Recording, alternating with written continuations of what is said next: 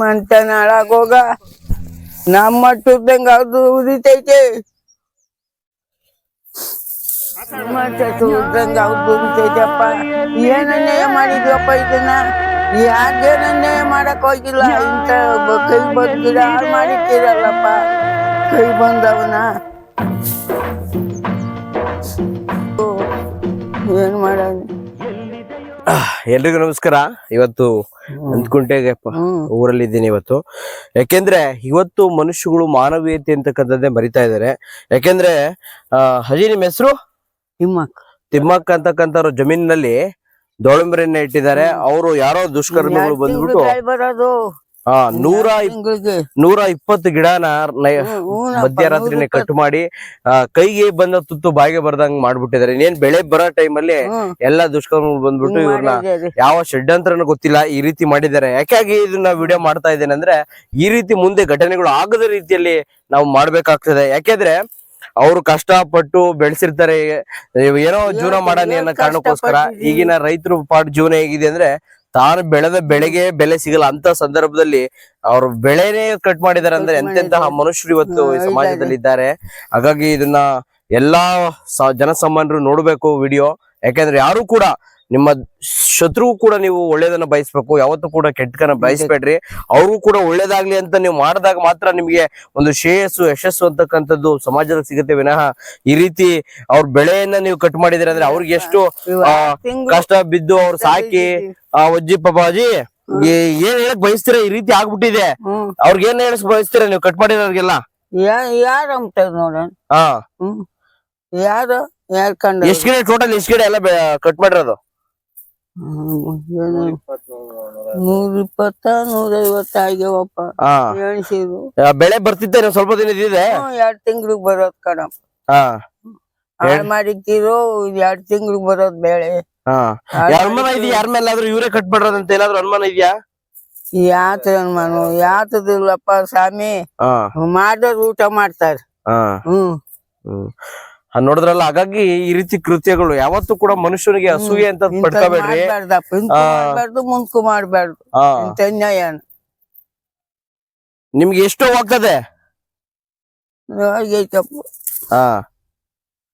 ಹಾಗಾಗಿ ನೋಡಿ, ಪ್ರತಿಯೊಂದು ಇಲ್ಲಿ ನೋಡ್ಬೋದು ಎಲ್ಲವನ್ನು ಕೂಡ ಹಿಂಗೆ ಕಟ್ ಮಾಡ್ಬಿಟ್ಟಿದ್ದಾರೆ. 120 ಗಿಡನ ಕಟ್ ಮಾಡ್ಬಿಟ್ಟು ಬೇಕು ಬೆಳೆಸ್ಬೇಕಾದ್ರೆ 120 ಗಿಡವನ್ನ ಕಟ್ ಮಾಡಿ ಈ ರೀತಿ ಹೋಗಿದ್ದಾರೆ.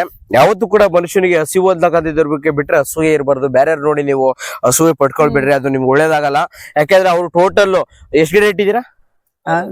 600 ಗಿಡದಲ್ಲಿ 120-130 ಗಿಡನ ಈ ರೀತಿ ಕಟ್ ಮಾಡ್ಬಿಟ್ಟವ್ರೆ. ಮುಂದೆ ಪರಿಸ್ಥಿತಿ ಏನು ಅಂತ ಇದ್ರ ಬಗ್ಗೆ ನಾನು ಅಧಿಕಾರಿಗಳು ಕೂಡ ಮಾತಾಡ್ತೇನೆ, ಏನಾದ್ರು ಪರಿಹಾರ ಬರೋದಾದ್ರೆ. ಜೊತೆಗೆ ಈ ಯಾರು ಮಾಡಿದ್ದಾರೆ ಅದು ಸ್ಥಳೀಯರು ಅದು ಹೊರಗ್ನವ್ರು ಗೊತ್ತಿಲ್ಲ.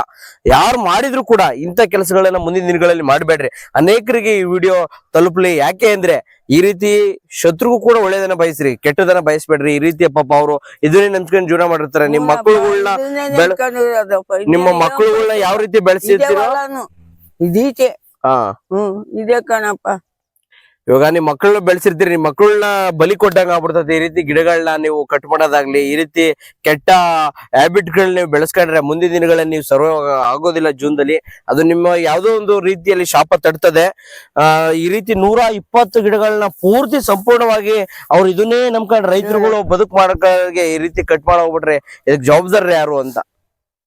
ಈಗಿನ ಕಾಲದಲ್ಲಿ ರೈತ ಬೆಳೆದ ಬೆಳೆಗೆ ಬೆಲೆ ಸಿಗಲ್ಲ, ಒಂದ್ ಕಡೆಗೆ ರೈತ ಬೆಳೆ ಸಿಗಲ್ಲ ಅನ್ಬಿಟ್ಟು ವಿಷ ಕುಡಿಯೋದು ಒಂದು ಪರಿಸ್ಥಿತಿ ಆದ್ರೆ, ಒಂದ್ ಕಡೆಗೆ ಹೆಂಗೋ ಕಷ್ಟಪಟ್ಟು ಬೆಳೆ ಬೆಳೆದು ಇನ್ನೇನ್ ಬಂತು ಬಿಡಪ್ಪ ಅಂತ ಜೀವನ ಕಟ್ಕೊಂಡ್ವಿ ಅನ್ನೋ ಸಂದರ್ಭದಲ್ಲಿ ಹಿಂಗೆ ಯಾರೋ ಅಸೂಯೆ ಪಡ್ಕೊಂಡು ಅವ್ರಿಗೆ ಪೂರ್ತಿ ಗಿಡನೇ ಕಟ್ ಮಾಡ್ಬಿಟ್ಟು ಹಾಳು ಮಾಡ್ಬಿಟ್ರೆ ಯಾರು ಆಗ್ತಾರೆ? ಇದು ಕೊನೆಗಾರರು ಯಾರು ಆಗ್ತಾರೆ?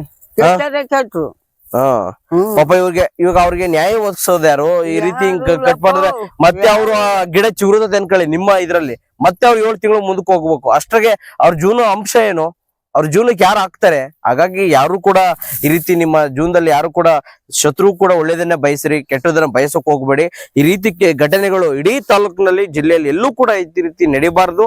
ಹಾಗಾಗಿ ನಾನು ಈಗ ಅಧಿಕಾರಿಗಳಿಗೆ ಕರೆ ಮಾಡಿ ಕೇಳ್ತೀನಿ ಇದಕ್ಕೇನಾದ್ರು ಪರಿಹಾರ ಇದೆಯಾ ಅಂತ. ಹಾಗಾಗಿ ಈ ರೀತಿ ಕೆಟ್ಟದನ್ನ ಯಾರು ಕೂಡ ಮಾಡ್ಬೇಡ್ರಿ ಅಂತಕ್ಕಂಥದ್ನ ಹೇಳಿ ಎಲ್ರಿಗೂ ಕೂಡ ಒಳ್ಳೇದಾಗ್ಲಿ. ಬಟ್ ಇದು ಕೊನೆ ಆಗಲ್ಲ. ಬಂದ್ಬಪ್ಪ ಕಟ್ ಮಾಡಕ್ಕೆ ಎಳೆ ಗಿಡ ಎಲ್ಲ ಕೈ ಹಂಗ್ ಬಂದು ಕಟ್ ಮಾಡಕ್ಕೆ ನೋಡ್ಬೋದು ಅವಜ್ಜಿ ಒಂದು ವೃದ್ಧೆ ವಯಸ್ಸಾದ್ರು ಕೂಡ ಎಷ್ಟು ನೋವಿದೆ. ಯಾಕಂದ್ರೆ ಅವರು ಅವ್ರಿಗೆ ಕಷ್ಟಗಳು ಗೊತ್ತಿರ್ತದೆ.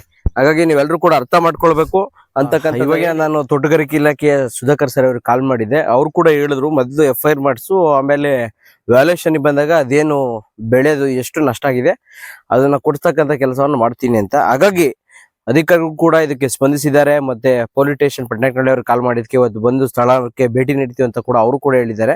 ಹಾಗಾಗಿ ಈ ರೀತಿ ಕೃತ್ಯಗಳು ಮುಂದೆ ಆಗದ ರೀತಿಯಲ್ಲಿ ಜನಗಳು ಕೂಡ ಮಾನವೀಯತೆ